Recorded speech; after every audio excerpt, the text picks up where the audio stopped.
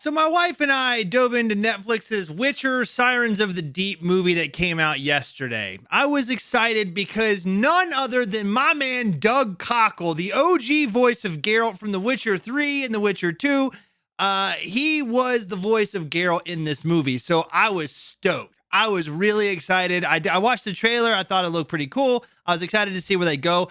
I really liked Netflix's The Witcher Nightmare of the Wolf, where they go into Vesemir's kind of earlier stages of his life and give some exposition on the Witcher universe. I really enjoyed that one, so I thought this one would be really cool, especially, again, considering the man, the myth, the legend, the Doug Cockle was going to be in this one. To my dismay, as soon as I started this movie and I saw that Lauren Hisserch had anything to do with this, I said, oh no. Oh no, this isn't going to go well, is it? And it didn't. As far as I'm concerned, anything that Lauren Piss-Dick has anything to do with in regards to The Witcher should be thrown out immediately. Season 1 of Netflix's The Witcher was good, but it's not because of Lauren Piss-Dick, it's because of Henry Cavill. Henry Cavill's tried to keep it true to the source material. I've harped on this for ages now. I was so excited, and Henry Cavill did an amazing job as Geralt of Rivia. He was a big Witcher fan, and then they just fucked him on it, man. It was bullshit. And then knowing that she had something to do with this, it shows why it turned out as badly as it did. And that's no fault of Doug Cockle's. Even Joey Beatty playing Jaskier, which his name is Dandelion. I hate that they changed that too. Oh, it makes me so angry. Joey Beatty did a great job voicing Dandelion again. Doug Cockle, amazing job as Geralt. But the problem was the dialogue, the lines that they're running. It's like, what?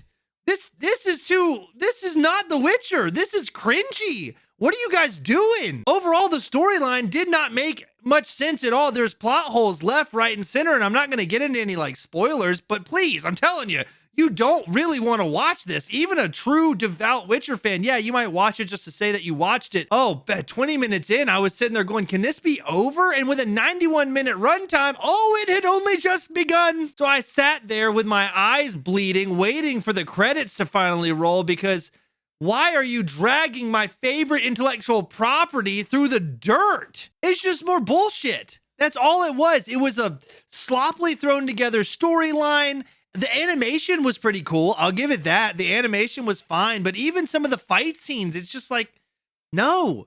Nightmare of the Wolf, they did a really good job with, but this, they just botched completely. Again, I'm not going to get super into the nitty gritty on this, but this was a perfect opportunity to course correct and make some changes that like true Witcher fans probably wanted. I know I wanted to see none of Yennefer, or if they were going to do Yennefer, course correct it back into the games. Make her seem more like the games. She's a dick. Like, she's naggy, she's mean. They still base it off of Anya Charlatra's rendition of Yennefer that I'm not crazy about. I don't like the way she portrayed Yennefer. Yeah, she got the nagginess down, but overall, it just didn't feel like Yennefer. But for some reason, they shoehorned Yennefer into this storyline for like 2 seconds. That's it. She's not there for long, so thank God. But man, it was bad. It was bad the whole way through. Doug Cockle was the saving grace to this. Hearing him do Geralt all over again, that was the best part about this.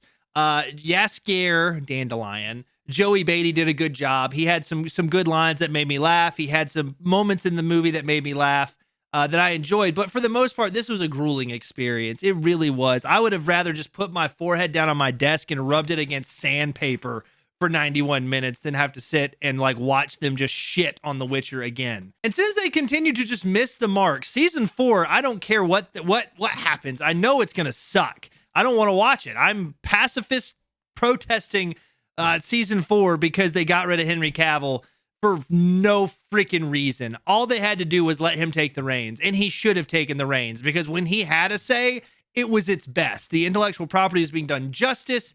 Season 1 was great. Season 2, it started to slip because that's where they started to butt him out. And then season 3, you could tell he was over it.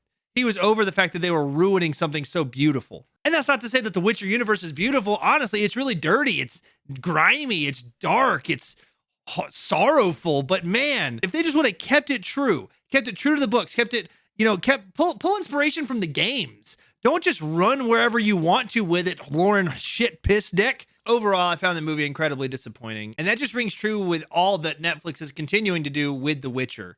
Whatever that shitty movie was that I never watched bombed. This bombed. I mean, IGN gave it a 4 out of 10. If you get a 4 out of 10 out of IGN, it sucks, dude. I wouldn't recommend watching it. I really wouldn't. I honestly wish I could have taken that 91 minutes back and rewatched Severance with my wife for like the 17th time, because that's just what we're doing, is rewatching it over and over and over again, trying to find, theories and ways to understand all the mystery behind what Lumen's doing on the severed floor.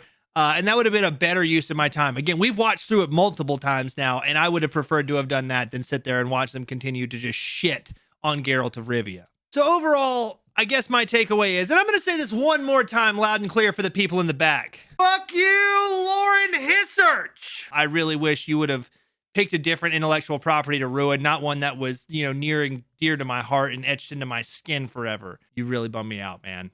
You really bummed me out. Maybe you think I'm wrong. Maybe you really loved it. Let me know in the comments, because I don't see how I could be wrong on this one. This movie sucked. It really did. It was a waste of my life, and it's time I'm never gonna get back. So, yeah, Dragon abides.